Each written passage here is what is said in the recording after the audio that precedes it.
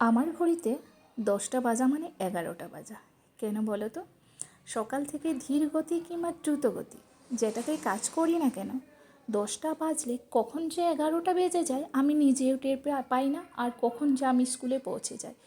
এই গুটি গুটি পায়ে তো স্কুলে যায় না, দ্রুত গতিতে পা ফেলে আর একটা মুচকি হাসি দিয়ে স্কুলে ঢুকি। আর কালকে যেহেতু আমাদের পরীক্ষা শেষ হয়ে গেছে, আজ থেকে আমি মার্কশিটের কাজ শুরু করে দিয়েছি। যেহেতু যত তাড়াতাড়ি সম্ভব কাজ শেষ করা ততই ভালো আমার মনে হয়।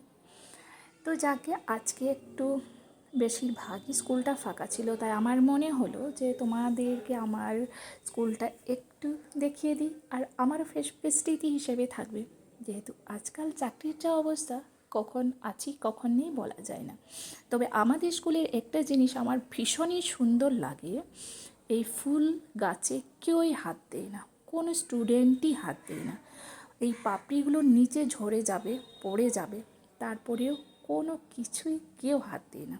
তবে এই জিনিসটা যেমন ভালো, তেমনি আমাদের প্রত্যেকটা স্কুলের সদস্যই ভালো।